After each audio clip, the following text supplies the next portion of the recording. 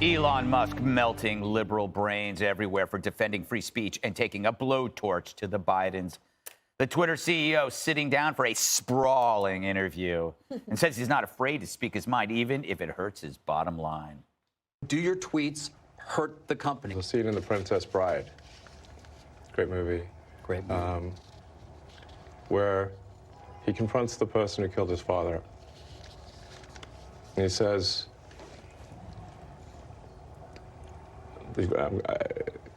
offer me money. Offer me power. I don't care. I'll say what I want to say, and if the consequence of that is losing money, so be it. The journalist tried to lecture the billionaire bad boy on conspiracy theories, but then Musk shoved it right back in his face. You do some tweets that seem to be, or at least give support to some who would call others conspiracy theories. Some of these conspiracy theories have turned out to be true. Which ones? Well, like the Hunter Biden laptop. That's true. Twitter and others engaged in active suppression of information that was relevant to the public. That's a terrible thing that happened. That's election interference. As usual, the media hall monitors are furious at a guy who speaks his mind.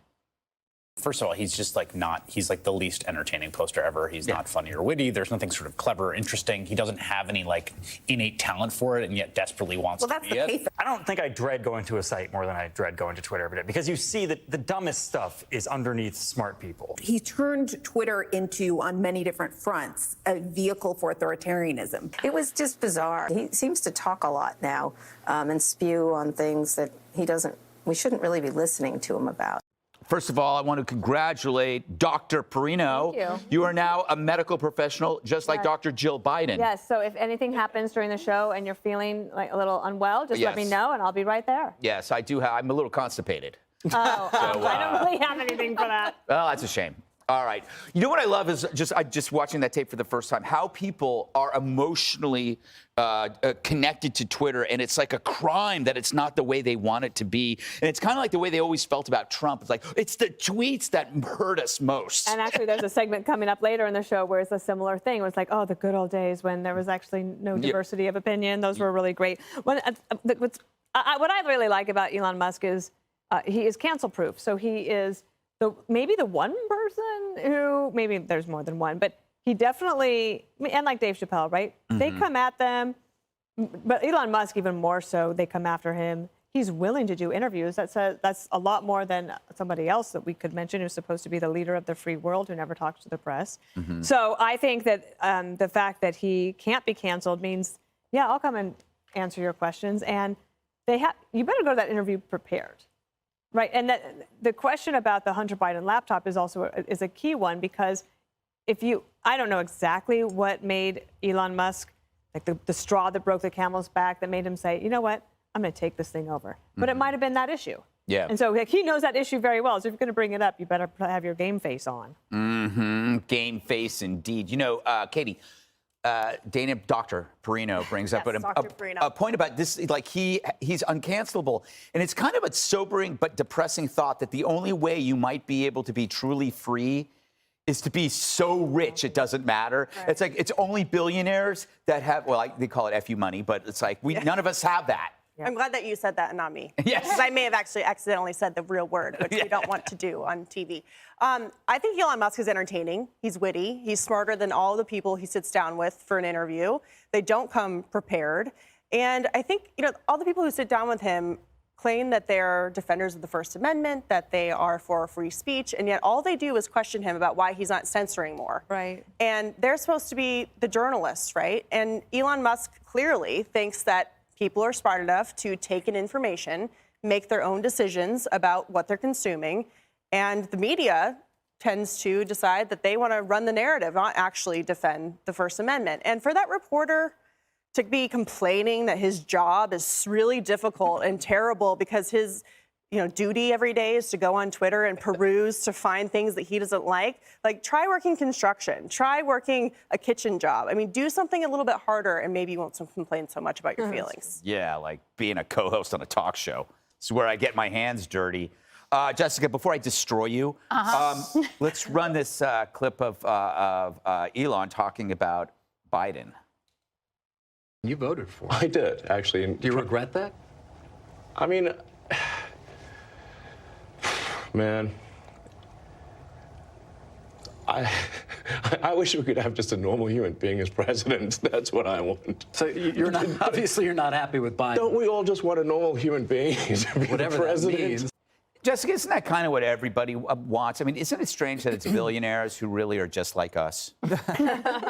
Totally relatable. But every time they wear it, it looks better than when I wear it. It is, I think, the sentiment a lot of people feel, and that's people on both sides of the aisle. I just said we like kind of someone in their 50s with some good experience, whether that's business, you're a governor of a state and been successful, et cetera. So I did think that that part of it was relatable, and that pause actually made you think for a second, like, okay, well, what is it that I want out of my political class? But I have to push back on the idea that he came out of this looking great on the free speech issue. It wasn't touched upon, at least that I saw in it, what happened in Turkey the last few days before the election, that Erdogan had requested that all of these accounts get censored off of Twitter, and Twitter complied. Twitter actually was one of the best social media companies for free speech in the past. In 2014, they actually took the Turkish government to court in Turkey, and they won. That they should be able to ban. What was his defense, though? Did he have a defense for that? No. Well, he didn't talk about it in this. But no. And when you look at the accounts and people have combed through it, it looks like it was people that Erdogan didn't want speaking out in an election that's been closer than any other. They're going to a runoff. Erdogan has never had that happen before. He also, and I thought David Faber did a good job pushing him on this, when he talks about the Allen, Texas shooter and continues to deny the fact that the guy was a white supremacist. I don't know a lot of people who get a swastika tattoo and don't harbor white supremacist feelings, but law enforcement has confirmed it. And then he goes after Bellingcat, an organization, investigative journalists, that we've all spoken very positively about on the show for things that they've done, from the Panama Papers to finding the 21-year-old who leaked the latest. But isn't this all part of free speech? Oh, I'm not saying that he can't say it. Yeah. I'm just saying that this doesn't make him some scion of the First Amendment. It makes him a high-class troll. That's really what he is. And on the Soros front, and I don't want to get into, can you not criticize George Soros? You can make criticisms of him. But when he gets up there and he tweets that he's like Magneto, the Marvel villain who also was a Jewish person who survived the Holocaust, and then he says that Soros hates humanity, then the Jews starts trending, you know exactly what you're doing if you're Elon Musk. You're that smart. And you know that you're playing in a very dangerous anti-Semitic pool with doing things like that. And he really shouldn't. It's beneath him. It's beneath the genius of Elon Musk to be that petty and that lame. I think every time that someone brings up how Soros-funded DAs have destroyed every city, it's not always anti-Semitism. But I didn't, and I led with, I'm not saying that you can't criticize him, but comparing him. But he can't. That he can. I don't know enough about Magento. I'm not a nerd. So I can't answer that. I'll do some reading up on it. What Jessica is saying is you can't compare a Jewish guy to another Jewish guy, right? I mean, you compare black guys to black guys, women to other women. You can't compare Soros to another Jewish guy. Okay, stop. so He's also a billionaire. He doesn't need you, Jessica, protecting him. Also, you're so upset a few people in Turkey got censored. How about Trump?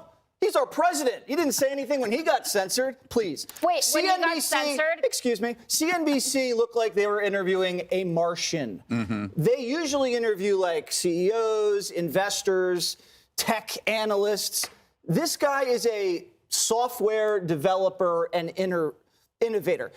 Usually when you interview a businessman, he doesn't share his opinion. He's not going to say or do anything that's going to affect the bottom line. Elon's brain is not like that. Elon is a creator. He is trying to put people in outer space. He doesn't care about political correctness. This guy is about logic. And that's why in all of his companies, he's the creative force, and then they have a CEO that runs the business. And that's how it should be. A woman. A woman. You go, girl. You go. I was thrilled. She could even be Jewish. Another woman Jewish. Great. Don't criticize her. Also, CNBC is running so much interference for corporate America. CNBC's position now is let's not say anything that could be a conspiracy theory, even if the conspiracy theory is right, because that conspiracy theory could be bad for business. It could be bad for Pfizer. It could be bad for any, I don't know, Facebook. You don't know. Any Just of say, "I these don't know." other companies, look what they did during the pandemic, Jessica.